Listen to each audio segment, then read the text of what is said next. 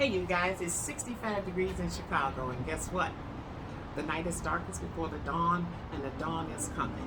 That's a direct quote from The Dark Knight, and you guessed it. Welcome back to Reviews with Faye Renee. I am Faye Renee, and today we're going to review that big giant blockbuster of a film, The Bat and the Cat. No, seriously, we're going to review The Batman, starring Robert Pattinson and Zoe Kravitz. So without further ado, let's get to the Batmobile.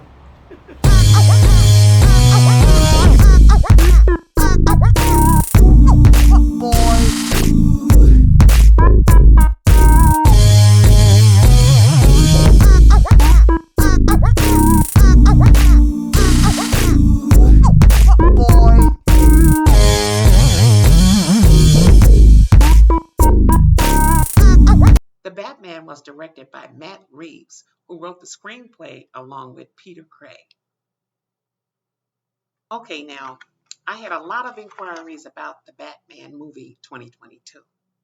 And I really don't have a whole lot to say about the Batman, but what I do have to say about the Batman movie in this review is very succinct and to the point. So here we go.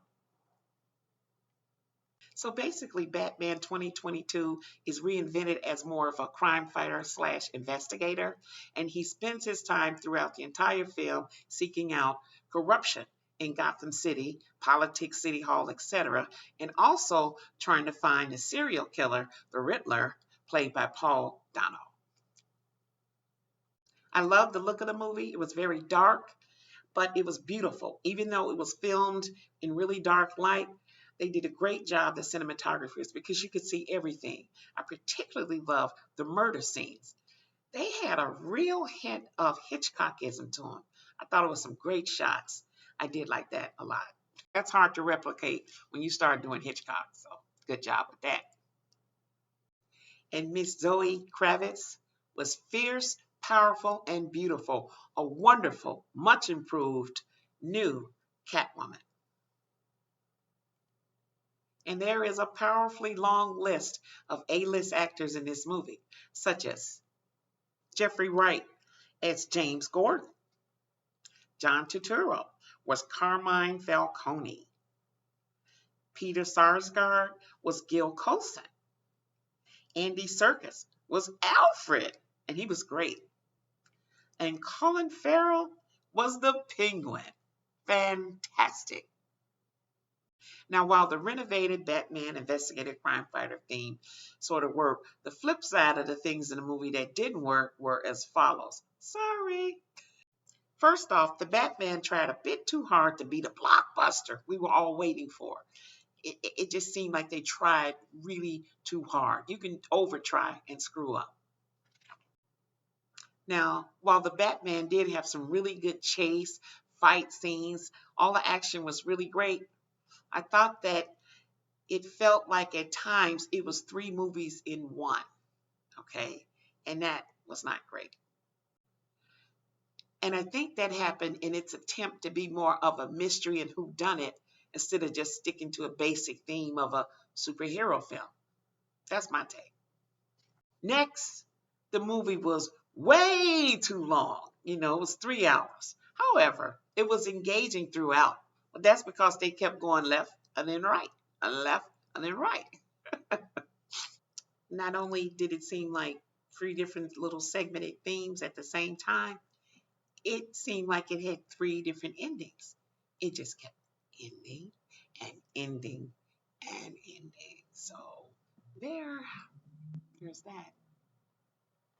So cohesively or not cohesively, I thought the Batman film 2022 was a tiny bit disjointed, and that's from my technical eye.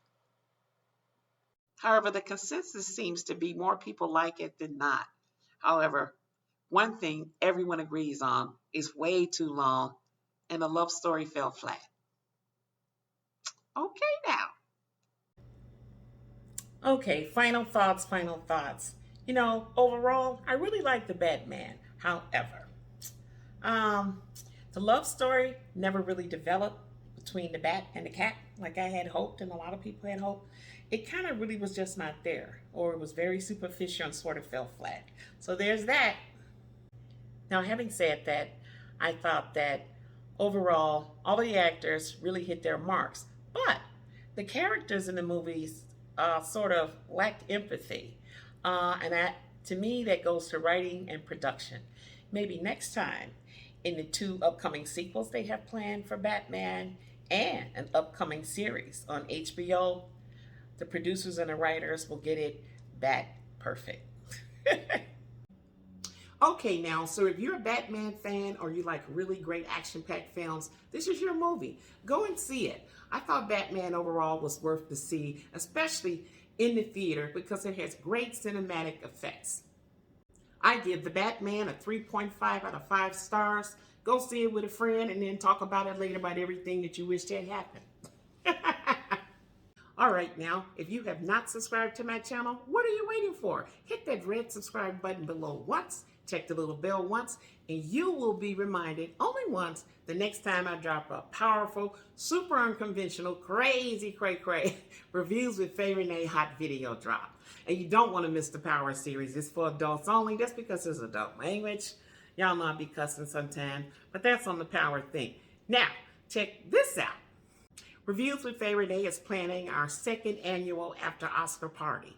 Now, we watch the Oscars, we film it for 3 hours, and then we make a great video for you the next day. It's an after Oscar party watch you don't want to miss, coming March 28th.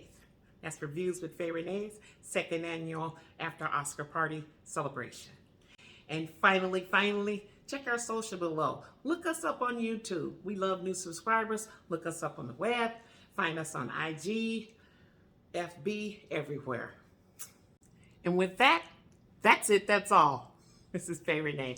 Check you later.